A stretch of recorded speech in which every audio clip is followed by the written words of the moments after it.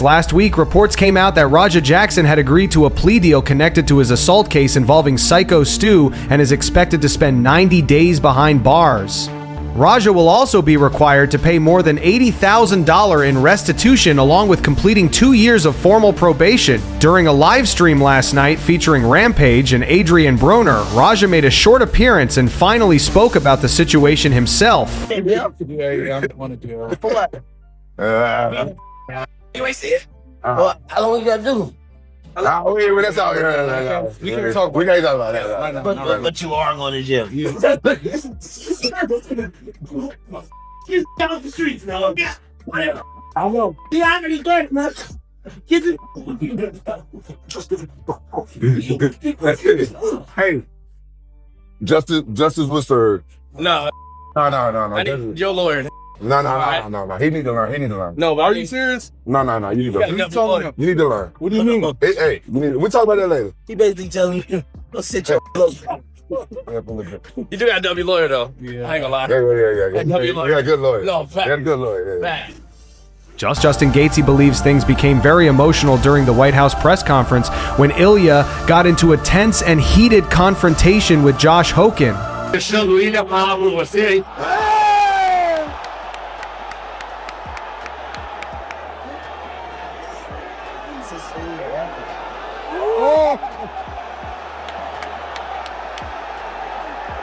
It's funny because he's very emotional, so that was good to see. He got emotional when, although I do get emotional defending my friends as well. So, but you can't let another man control you like that. Never. Sean Strickland and Ariel Helwani got into a heated back and forth last night. Ariel heavily criticized Sean for all the trash talk aimed at Khamzat Chimaev leading up to UFC 328, only for Sean to later claim that it was all just... You talked about his religion. You talked about his mom. You talked about his family. You win that fight and tell the world that was all for show? That was all for promotion? That is the biggest bunch of bull that I've ever heard. That is fraud. That is cowardly.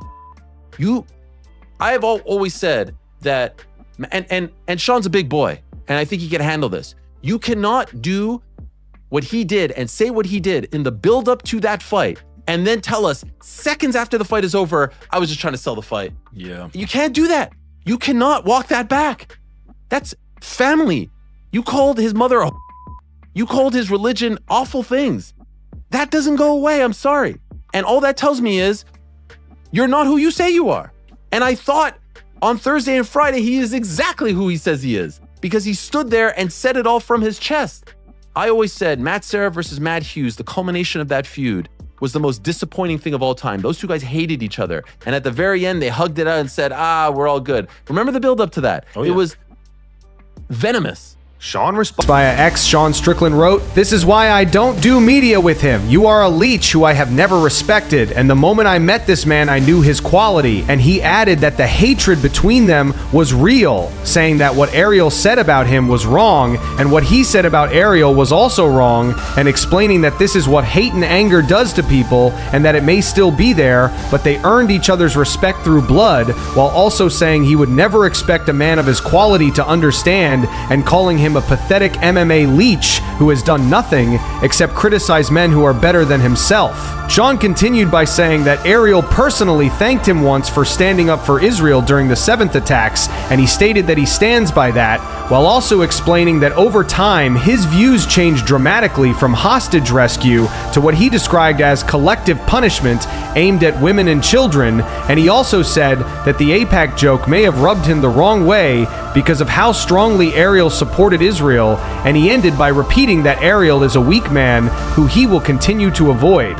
Ariel Helwani then responded to those posts live on his show, and here is what he had to say. To suggest that I'm leeching off of him or the sport is absurd. When I started this sport, Sean, and I have to give him, started covering this sport, I have to give him another history lesson because he's only come on the show twice. The first time he said he loved it. The second time he came on and said, I'm not the guy who goes to the bar and hangs out with his friends and watches MMA. And I reminded him that I've been covering this sport since he was in his father's nutsack, since he was in the 3rd grade. I reminded him of that. him trying to disparage me just because I was critical about his banter, not his fighting style, but his banter. Just because I was critical of things that he said about the people that I supposedly hate, right? I supposedly hate Muslim people, but I'm saying that I thought that that was out of bounds. That makes me an MMA leech. I never was. A guy who can't talk about it because I've never walked that walk. It's absurd, just like a lot of the things that he says are absurd. I didn't even know about the APAC line. I had no idea. When did he say that? Before the fight, after the fight? I very much don't listen to a lot of these things. I did hear him in the cage immediately after the fight talking about, I apologize about this, that, and the other because it was happening. You think I'm watching all that other stuff? No. They send me clips. They say we should talk about this, that. Where did he say about that? Couldn't give two. And I don't agree with every single thing, just like he probably doesn't agree with every single thing that the American government does. I don't agree with every single thing that the Israeli government does or any government does. But that doesn't mean I don't support and back my people. This is nonsense. This is the same type of that Bilal tries to do as well. We're talking about one thing here, and now you're trying to make it about something else. Has nothing to do with that, man. But I understand you're trying to, you're trying to align with the people right now. You're the people's champion. I understand that. Never said that he wasn't a good fighter. Never said that, he was a bum. Never said anything like that. I just don't think that you need to talk about X, Y, and Z and then apologize for it in the immediate aftermath. That's it. If that bothers you, if that makes you feel some sort of way, then all right. During the weight cut for the Sean Strickland fight, it was claimed that Khamzat Chimaev originally had a deal in place to fight Jiří Procházka at 205 before the UFC later contacted him about facing Sean instead. It was also claimed that Khamzat weighed as much as 231 pounds during camp and was still around 214 pounds just 2 weeks before the fight. In an interview with Sports.ru, Khamzat's brother said there was a serious problem with the weight cut and the question became whether to cancel the fight or take the risk, and when there was only 1.2 kg left, his body reportedly shut down due to oxygen deprivation and his body started to malfunction, so they had to stop for an hour because his health would not allow him to continue. Khamzat himself said that he did not know how he would fight in that condition, and there was an agreement with the UFC that he would fight Jiří Procházka at 205, with the contract already prepared, but then they asked him to fight Sean instead, so he accepted and decided to cut from 105 kg, 231 lb, down to 84 kg, 185 lb. By fight time, he had only regained about 5 to 6 kg, or 11 to 13 pounds, and 2 weeks before the fight, he weighed 97 kg, or 214 pounds. It was also stated that they requested a rematch with Strickland, with an event in Abu Dhabi in October, wanting to run it back there, and that Khamzat is not the type of person to move to another weight class and leave on a second fight and right now have no other goals, while Sean Ali admits that he feels like he has fallen off a bit in the last year and says it is hard to describe. Hard to describe. It's like sometimes when I say something without saying something, it means a lot. And a lot of people are saying I fall off. I fell off. I've been saying I fell off. Champ. Main event. The man. Get knocked down, lose a fight. It's okay. Hey, we're co-main. It's okay. We'll come back. Win a fight. It's just get knocked down again. We're Coco. We're Coco main. Yeah. Now we're not even getting asked questions at the press conference, and we're falling off bad, Goo. And it's okay. My spirit is still higher than Snoop Dogg right now. So, but dude, we're not. Listen, I will say this though about the White House press conference. Then maybe we can get back to some of the prelims because we'll talk about the big first. Yeah, here on I like the that. I like that. Show. That's how we do it. The White House card. Listen, O'Malley doesn't get a question because they're focused on asking Pereira questions. I don't really mind. But if you're focusing on asking Kyle Dorcas too many questions and skipping my was that Robbie Fox? That's when I have a problem.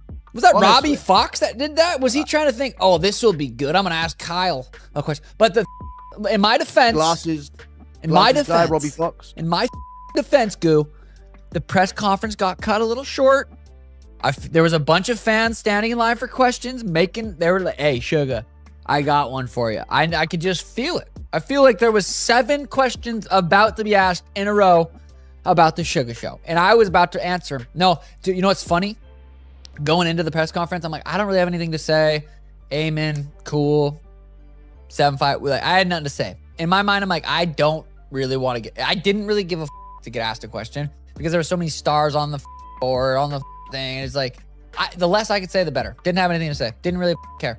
So the way it all played out was perfect. Zabit. Magomedsharapov's last fight in the Ultimate Fighting Championship was a unanimous decision win over Calvin Kedar back in 2019, and it was recently announced that Zabit has signed with ACBG and will return to competition later this year. Speaking in a recent interview with ACBG, Zabit said he believes the UFC never wanted him to become a champion because there were already several Russian champions in the promotion at that time, and he went on to say they just did not want to make me champion because there were already many Russian champions, as Khabib was champion then and Yan as well, and they did not like the idea of a third champion coming from Russia. But before that, while those guys were not champions yet, they were promoting me really well, and there were many reasons I retired because it just never worked out and I wanted to fight. But the fights kept getting postponed 3 to 4 times and we could not come to an agreement. I was cutting weight, going through full training camps, flying to America, and when you already go through the whole process, like the weight cut and training camp, everything, then you arrive 2 to 3 weeks before the fight and they tell you he is injured and they postpone it again. So I would go back home and then start preparing all over again. Imagine going through that every time. It happened to me like 5 times and I got tired too. Because how much can a person take? And we even had an agreement that if they pulled out a 3rd time, they would automatically give me the title shot. Those talks happened, but the 3rd time they again found many excuses and started offering me different opponents like Zombie and others. But realistically, at that moment, it was me and Rodriguez who were the real contenders. Ronda Rousey once again went off on Hunter Campbell, and Ronda revealed that she originally approached Hunter and Dana White about fighting Gina Carano in the UFC, but says Hunter was dismissive of the idea because both women are older now and he was not confident in how the fight would perform, while also asking, were you disappointed when it didn't work out with the UFC? When you brought this to them, you said you brought it to them and it didn't work out. Did you feel like that was a blow after everything you did? You were the biggest star, all that stuff. Did you feel for a moment, wow, I can't believe this is not coming to fruition? No, it wasn't personal, you know? Well, with Hunter, it was personal because he was just a asshole about it. How was he an asshole? Can I ask? Like, what did he say to make you feel this way about him? He was just being such a chauvinist prick. And he was being so dismissive and like being like, just trying to get me and Gina to value ourselves less from the get-go and acting like this isn't the greatest thing that has fallen into his lap and since he's been there. And he was like, oh no, you guys are just so much older and I just don't know how it's gonna do. And I'm like, who the is this guy? First of all, I didn't even know who he was. I thought he was told me he's the lawyer that's gonna come and show you your pay-per-view numbers. So I'm like, fine, I don't care. Like, I'm gonna knock this out of the park. Like, I love being, having my pay be performance-based. Like, I'll go show you. But then he was starting, Dana mentioned because he wanted me and Gina to fight for the 145 title because it was vacant and it's a way to retire the belt. And then Hunter's like, yeah, but then we can get rid of that division. And just the way that he spoke of it, of how dismissive he was and the disdain that he had for the fighters of that weight. And I'm like, my husband's 6'7". My girls are not going to be 135. This is what you think?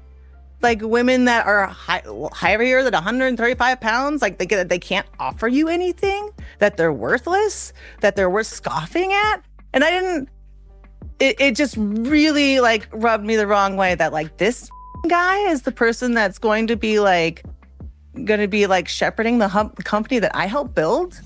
Mike Perry and Nate Diaz did a face-to-face interview last night ahead of their upcoming fight on Netflix scheduled for May 16th. During the interview, Nate went off on Khamzat Chimaev and Sean Strickland over all the drama that had been building up around their fight, only for both sides to calm things down afterward and end the moment by hugging and shaking hands. Yeah, but I saw highlights of him hugging and shaking hands right off the bat and the whole time. It's like you just bullshit me. I ain't bullshit, but I keep it real all the way through. That's what I got out of that fight. I didn't watch it, but I saw the highlights. Sure. I saw feedback on it, and I saw the war that was a lot of things bullshit to us. Yeah. You wouldn't I'm do like, that, you don't right? gotta bullshit me. I'm gonna watch. I fans wouldn't be care able to because they're sleep at night if I was sitting there bullshit. Right. A bit of what Strickland said afterwards is that, that they kind of shared that moment. They did sell the out of it. The that they were saying beforehand, but Keep selling all the way through them, motherfucker. We're not friends or anything like that, but I'm not gonna play around and make no fake artificial beef with you. I think you're great. I think what you're doing is great. I think you're violent and mean and all that. Came here to fight, train hard, win, and get your up just like I know you're planning on my up. And I'm not gonna put no artificial beef out there, okay? It's all where good. do you think it's all you beat good, me man. at? I just think, I'm gonna get it done. Dana White reveals multiple UFC sponsors reached out to him over the years to fire Joe Rogan, but he refused every single time. This guy I need right here. I need him to do commentary. He's educated on martial arts. He's not afraid to talk about controversial. This is my guy. So I reach out to Rogan and we hit it off immediately. And, you know, in Rogan's rise, you know, he's gone through some personally too, you know, where I've had people call and say, hey, you know, whether it's sponsors or whoever, you know, you got to do this to Rogan. And I'm like, don't ever call me. Who the are you to call me and tell me who I'm gonna fire or do whatever to? First of all, Joe Rogan did the first 12 fights for us for free. And that's gonna wrap it up for today's video. If you enjoyed, make sure to hit the like button, subscribe to the channel, and turn on notifications so you never miss an upload. Here are the three you never miss an upload, and here are the 3 top comments from the last video. The first one is in reference to the UFC revealing the kits for the White House, and it says, damn, the Freedom Kits look. The second one is from J-Rock the Alien, and it says, those Freedom Kits make them look like soccer players. And the final one is from Nanner B, and it is in reference to Henry Cejudo saying he thought Khamzat beat Sean Strickland, and it says, was Henry watching the same fight as everyone else? If you want to be featured in our next video, all you have to do is drop a comment down below, and also make sure to check out our latest video essay on why MMA fans are turning on Dana White, which is on screen right now. And as always, thanks for watching.